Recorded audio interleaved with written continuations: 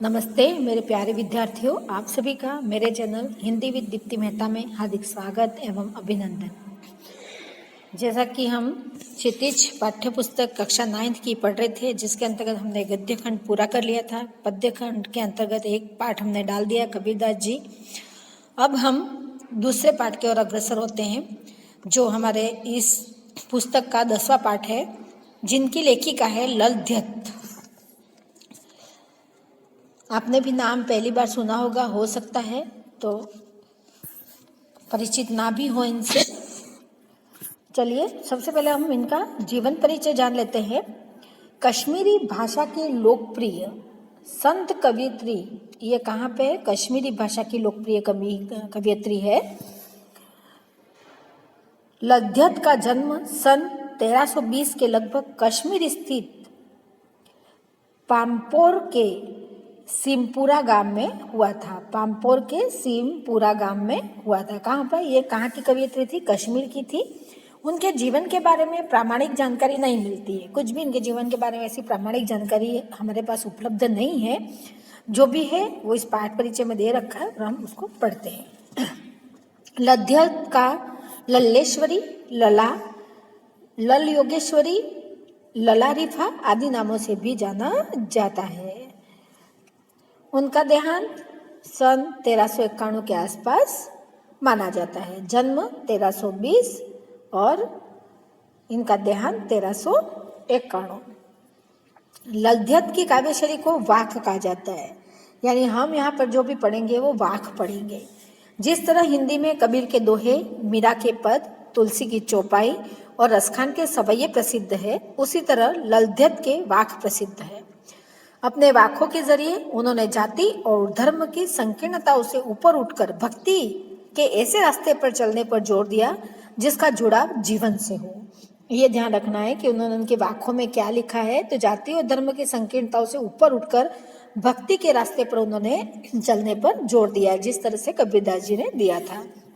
उन्होंने धार्मिक आडंबरों का विरोध किया और प्रेम को सबसे बड़ा मूल्य बताया है। लोक जीवन के तत्वों से प्रेरित ललध्यत की रचनाओं में तत्कालीन पंडिताऊ भाषा संस्कृत और दरबार के बोझ से दबी फारसी के स्थान पर जनता की सरल भाषा का प्रयोग हुआ। यही कारण है कि ललध्यत की रचनाएं सैकड़ों सालों से कश्मीरी जनता की स्मृति और वाणी में आज भी जीवित है। वे आधुनिक कश्मीरी भाषा का प्रमुख स्तंभ मानी जाती है। ये ध्यान रखना, आधुनिक कश्मीरी भाषा की प्रमुख स्तंभ किसे माना गया है? तो ललध्यत को माना गया है। यह कश्मीरी लेखिका थी, इसको भी आप ध्यान में रखिएगा कि कहाँ की लेखिका थी, तो कश्मीरी की लेखिका थी ये। चलो हम वाक के परिचय को जान लेते हैं। विद्यार्थियों को भक्ति काल की व्यापक जन चेतना और उनके अखिल भारतीय स्वरूप से परिचित कराने के उद्देश्य से यहाँ ललध्यत के 4 वाकों का हिंदी अनुवाद प्रस्तुत किया जा रहा है। यानी आपको ध्यान रखना है कि प्रस्तुत पाठ में कितने वाक सम्मिलित किए गए हैं, तो 4 वाक को सम्मिलित किया गया है। पहले वाक में ललध्यत ने ईश्वर प्राप्ति के लिए किए जाने वाले अपने प्रयासों की व्यर्थता की चर्चा की है। यानी यहाँ पे कवयित्री ने पहले वाक जो है, उनका पहला वाक, उसमें ईश्वर प्राप्ति किस प्रकार की जा सकती है और अपन व्यर्थ प्रयास किस प्रकार करते हैं उसको उसमें बताया है। दूसरे में बाह्य आडंबरों का विरोध करते हुए यह कहा गया है कि अंतःकरण से संभावी होने पर ही मनुष्य की चेतना व्यापक हो सकती है। दूसरे शब्दों में इस माया जाल में कम से कम लिप्त होना चाहिए। यानी दूसरे शब्दों में यहाँ कवियत्री कह रही है कि व्यक्ति को माया जाल में लिप्त नहीं रहना है, माया जाल से दूर जाना है और कम से कम माया जाल में लिप्त होना चाहिए। तीसरे भाग में कवियत्री ने आत्मलोचन की अभिव्यक्ति है। वे अनुभव करती है कि भव सागर से पार जाने के लिए सत्कर्म ही सहायक होते हैं। यानी हमें भव सागर पार करना है, भव रूपी सागर पार करना है, मोक्ष को प्राप्त करना है, तो हमारे सब कर्म ही सहायक होते हैं, पूजा पाठ आदि इसमें सहायक नहीं होते।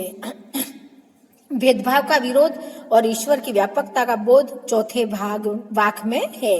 यानी चौथे वाक में कवियत्री ने बताया है कि हमें भेदभाव नहीं करना चाहिए, ईश्वर सब जगह मौजूद है, ईश्वर सर्वव्यापक है। और ललध्यत ने आत्मज्ञान को ही सच्चा ज्ञान माना है।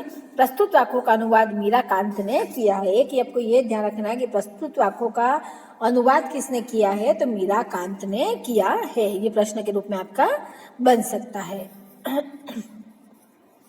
चलिए हम हमारी वाक्य की तरफ अग्रसर होते हैं। वाक्य, ठीक है। सबसे पहला वाक्य जिसको हम पढ़ते हैं, देखिए, रस्सी कच्चे धागे की खींच रही मैं नाव, जाने कब सुन मेरी पुकार, करे देव भवसागर पार। पानी टपके कच्चे सकोरे, व्यर्थ प्रयास हो रहे मेरे, जी में उठती रह रह हूक, घर जाने की चाह है घेरे।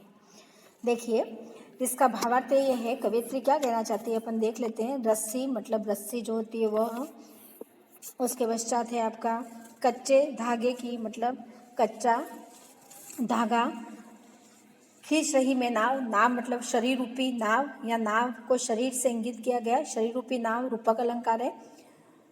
कच्चे सकोरे, भवसागर मतलब भव रूपी सागर को पार कराना। कच्चे सकोरे मतलब मिट्टी का बना हुआ, ये रहा कच्चे सकोरे, मिट्टी का बना हुआ छोटा पात्र जिसे पकाया नहीं गया हो उसको कहते हैं कच्चे सकोरे। और हुक मतलब तड़प या वेदना। तो देखो एक एक पंक्ति का अर्थ समझते हैं। रस्सी कच्चे धागे की खींच रही मैं नाव। यहाँ पर कवियत्री कहना चाह रही है कि वह अपने सांसों की कच्ची रस्सी की सहायता से शरीर रूपी नाव को खींच रही है ना।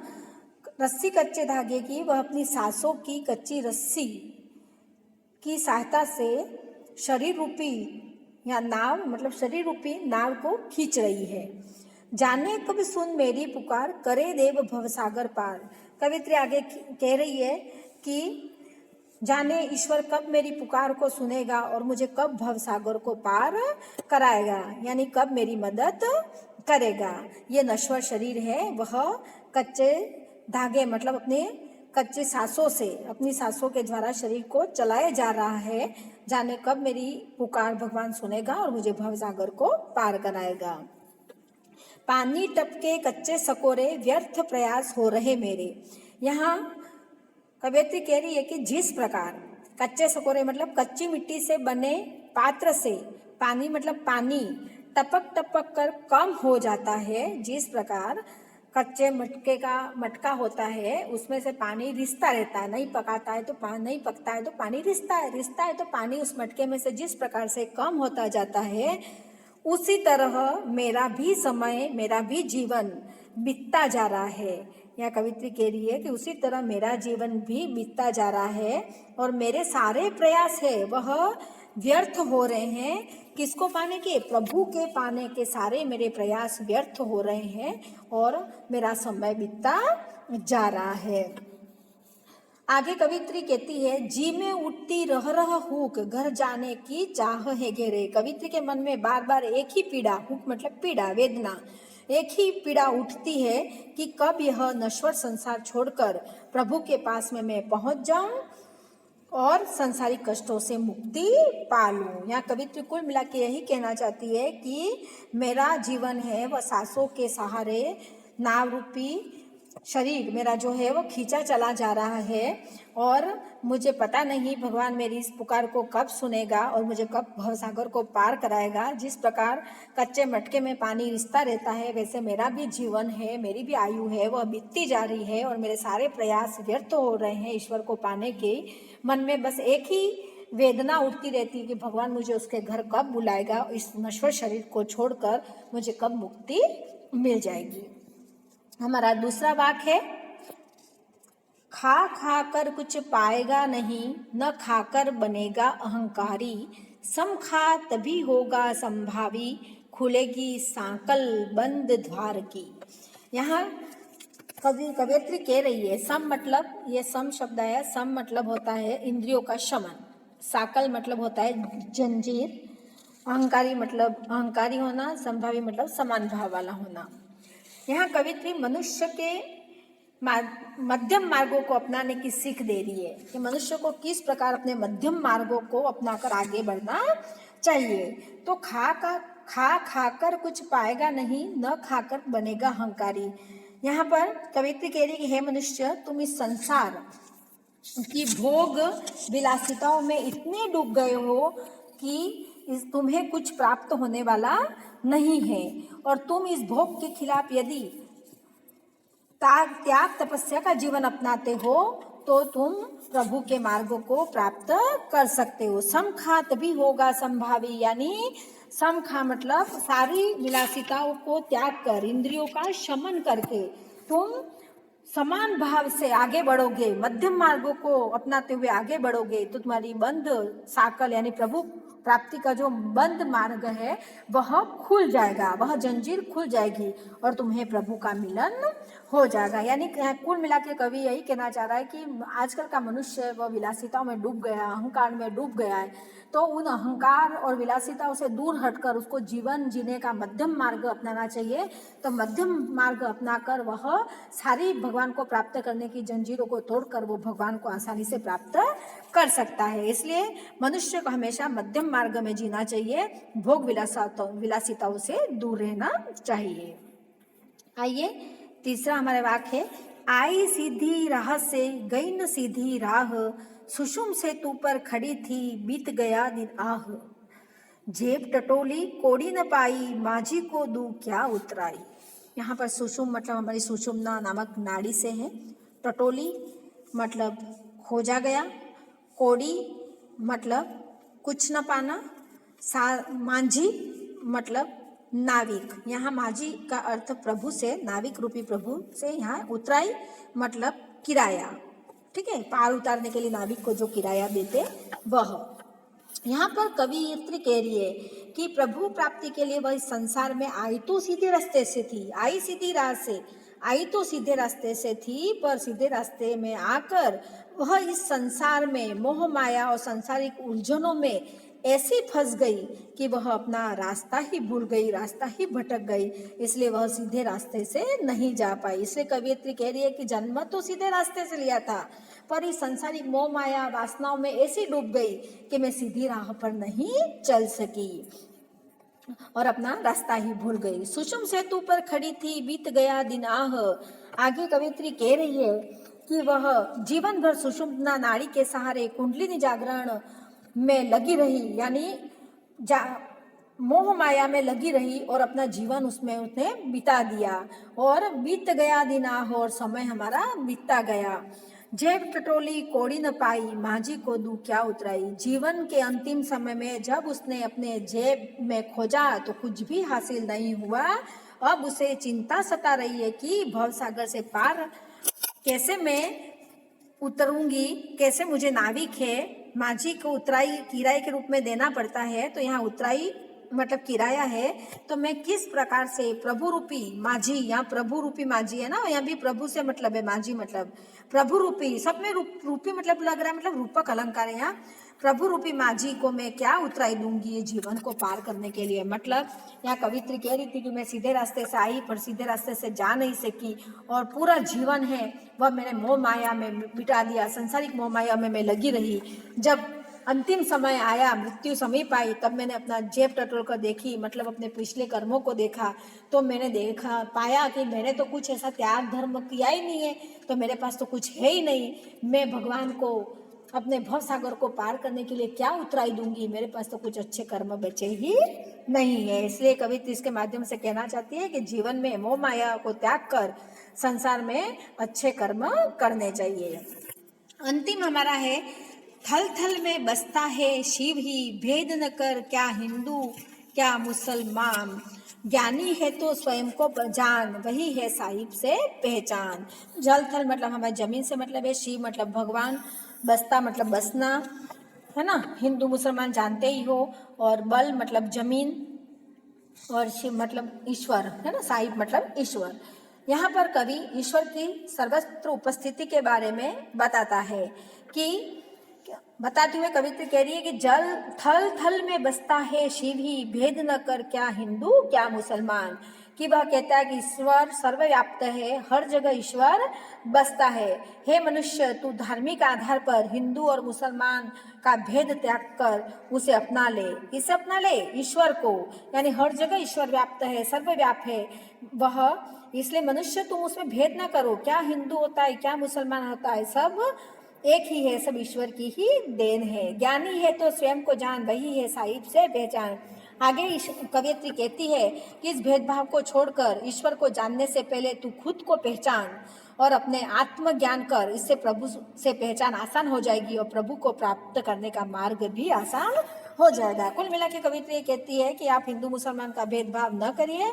अगर स्वयं में इतना ज्ञान है तो आपको पता होना चाहिए ईश्वर सब जगह व्यस्त हैं, आपकी आत्मा में ही निवास करते हैं। इसलिए स्वयं को पहचान और साथ में ईश्वर को भी पहचान, तो आपको ईश्वर को प्राप्त करने का मार्ग आसान हो जाएगा। चारों वाक बहुत अच्छी बात यहाँ पे कवित्री ने कही है। चारों में आपने अच्छे से चारों को समझ भी लिया होगा, आपको अच्छे से समझ भी पाया होगा। पहले में कहा है कि जीवन व्यर्थ है ना, उसको भगवान किस प्रकार प्यार कराएगा उसको बताया। दूसरे में अहंकार न करके जीवन को मध्यम मार्ग में जीना चाहिए। और तीसरा बताया कि जीवन में सीधे मार्ग से आई थी पर संसारिक मोह माया में लिपट गई और अंतिम समय जब आया तो मुझे कुछ भी प्राप्त नहीं हुआ भगवान के पास जाने के लिए, ऐसा कारण। और अंतिम में है कि भगवान सब जगह व्याप्त है, चाहे हिंदू हो चाहे मुसलमान, मनुष्य को भेद नहीं करने की बात यहाँ पर कही गई है। आशा करती हूँ आपको ये वाक अच्छे से समझ में आए होंगे। चलो हमने देख ही लिया है, फिर भी एक बार और शब्दों के अर्थ देख लेते हैं। वाक का मतलब है वाणी, शब्द या कथन। यह 4 पंक्तियों में बद्ध कश्मीरी शैली की गेय रचना है।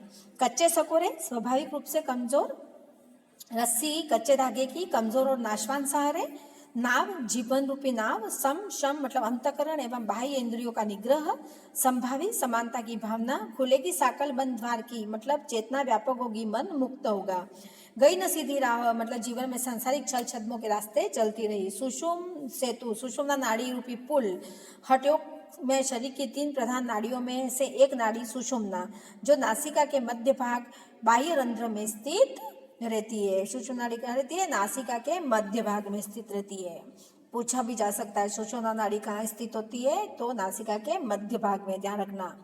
जेब टोली मतलब हमने आत्मलोचन किया तो कुछ भी प्राप्त नहीं हुआ। कोड़ी न पाई मतलब कुछ प्राप्त नहीं हुआ। माझी ईश्वर गुरु नाविक, पूछा जा सकता है कि माझी शब्द प्रस्तुत वाक्य में किसके लिए प्रयुक्त हुआ है? ईश्वर और गुरु के लिए प्रयुक्त हुआ है। उतराई यानी कमाई, सत्कर्म रूपी मेहनताना, और थल थल सर्वत्र शिव ईश्वर, और साहिब मतलब स्वामी ईश्वर।